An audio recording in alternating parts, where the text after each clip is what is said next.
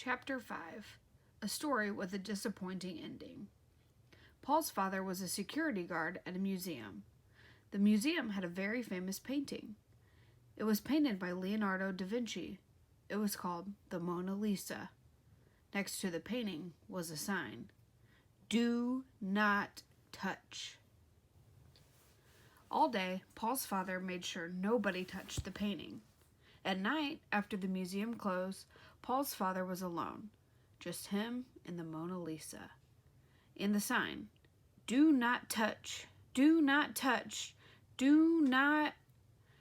He was dying to touch it. The tips of his fingers tingled with desire. But this story isn't about Paul's father. It's about Paul. Paul was a student in Miss Jewell's class. He sat behind Leslie. Leslie had 2 long brown pigtails that reached down to her waist.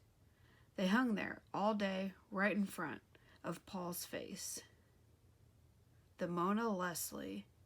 Do not touch. Do not touch. Do not.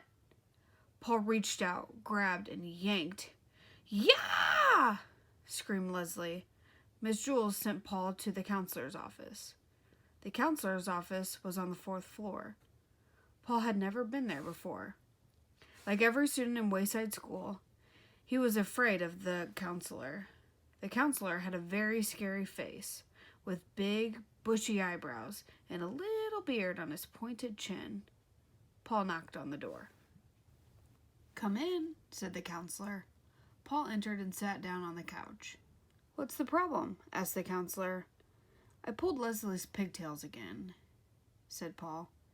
"I know it's wrong, but I just can't help myself." "Watch the pickle," said the counselor. Paul's eyes went back and forth as he stared at the swinging pickle. "You are getting sleepy," said the counselor. "Your eyelids are getting heavy." Paul suddenly felt very tired. He could hardly keep his eyes open. "When I count to 3, said the counselor, "you will fall into a deep, deep sleep. 1, 2, 3. Paul closed his eyes. He wasn't exactly asleep. He felt like he was living in a dream. But it was a very pleasant dream. He felt happy and safe. "Can you hear me?" asked the counselor. "Yes," said Paul. He was no longer afraid of the counselor. In fact, he liked him a lot. "You will do what I say," said the counselor. "I will do what you say," Paul repeated. "I'm going to count to 5, said the counselor.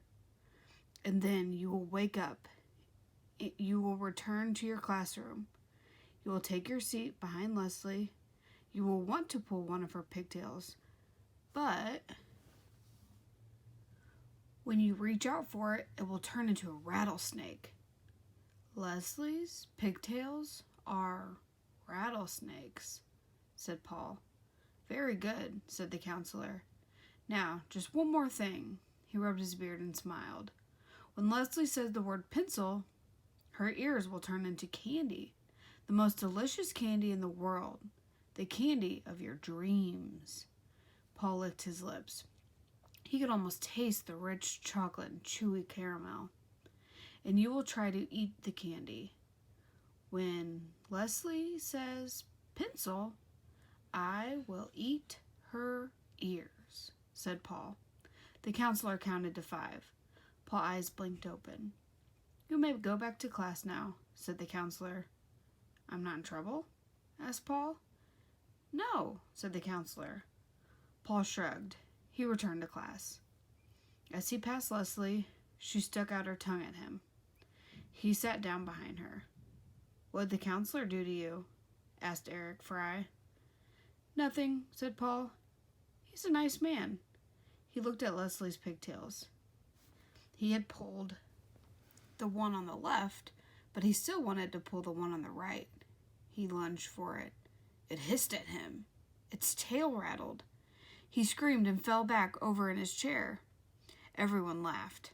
"Paul, are you all right?" asked Miss Jewell. I guess so," said Paul, getting back up. He didn't feel much like pulling Leslie's pigtails anymore. It was just a short while later that Leslie's pencil point broke. "Oh, great," she complained. "What's the matter?" asked Jenny, who sat next to Leslie. Leslie showed her the broken pencil point. "You want to borrow mine?" asked Eric Fry, who sat behind Jenny. "No, I'll just go sharpen it," said Leslie. She went to the back of the room and sharpened her pencil. She returned to her seat. She set the pencil on her desk, but it rolled off when she sat down. "Hey, where'd it go?" she asked, turning around. "Where'd what go?" asked Paul. "There it is," said Jenny, "under Paul's desk." "What's under my desk?" asked Paul. "I'll get it," said Eric Fry. He reached under Paul's desk, picked up the pencil, and handed it to Leslie. She thanked him, and everyone returned to work.